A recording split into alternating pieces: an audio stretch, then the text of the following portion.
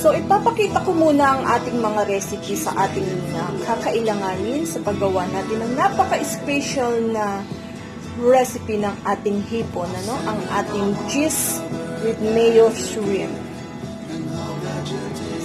So, meron tayong 10 pieces of big shrimp o half kilo.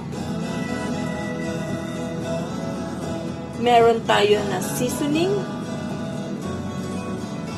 Meron tayong salt, chopped onion, chopped garlic, at ang ating black pepper, no? So, ito na yung mga ingredients na kakailanganin natin na importante. Kailangan natin ng half cup of mayo,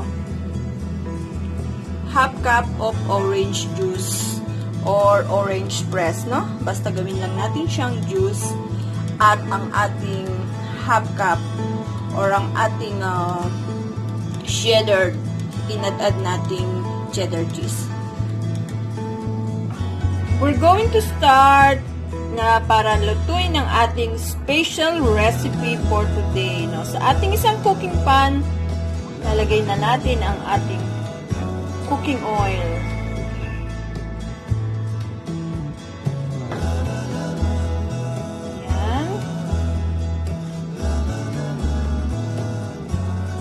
And isusunod na natin ang ating chopped onion. Napaka-special ng recipe natin for today. Yung mga seafood lover dyan, ay sigurado kong mai-inlove kayo ng sobra-sobra.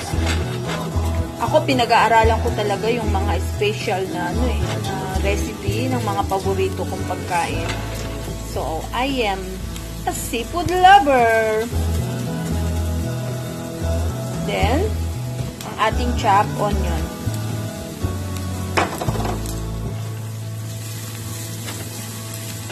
Yan, hayaan lang natin siyang mag-brown ang ating onion and ang ating garlic, no?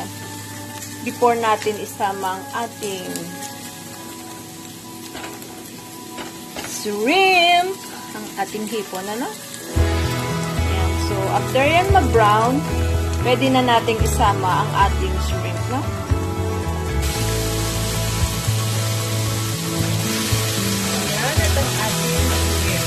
So, hayaan lang natin siyang mag-brown o mag-orange ang ating shrimp.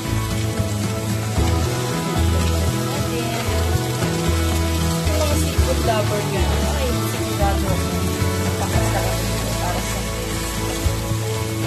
yung mga pamilya, no? Yung partner nyo, yung family nyo is mga seafood lover like me. Siyempre, ako seafood lover, kaya pinag-aaralan ko yung mga masarap na recipe ng seafood lover. Okay na. Ilalagay na natin yung ating orange juice. Napaka-special.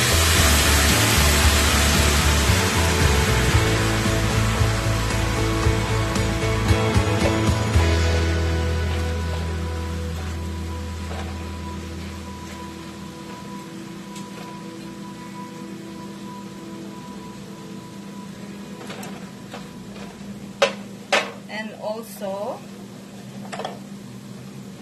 ang ating mayonnaise.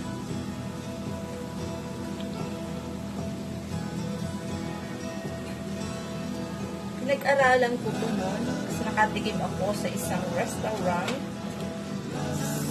So, tinignan ko yung mga recipe.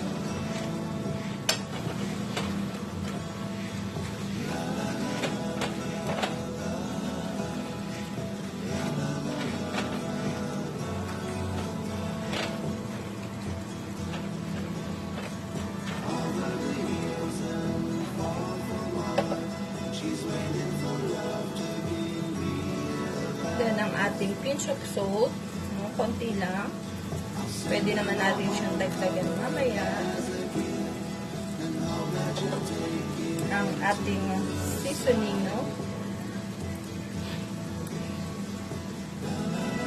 Seafood yung seasoning ko.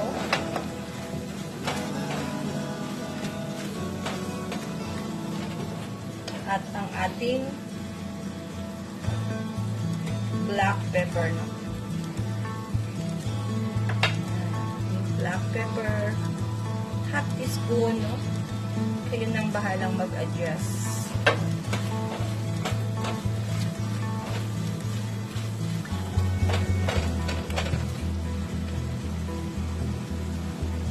At ang ating last, ang ating cheddar cheese.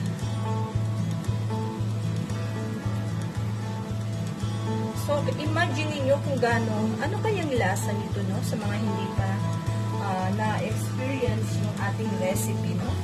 Mayonnaise, cheese, orange juice.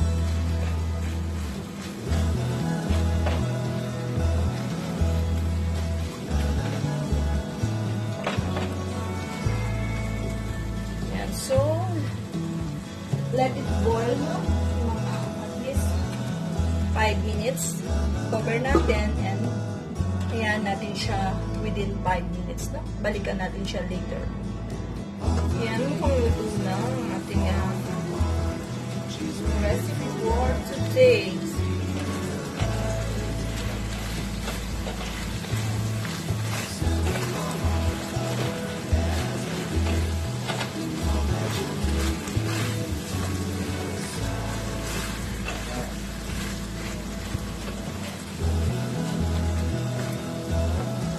Siyempre, titikman natin.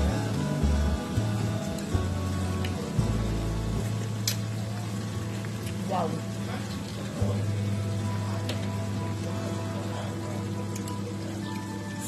Napakasarap. Ayan mga mami, luto na ang ating napaka-special na recipe for today.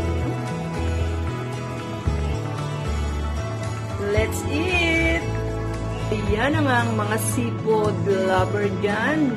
Ready ng ating special recipe for today. At mayroon pa tayong bonus. Tcharay! Let's eat na mga meses!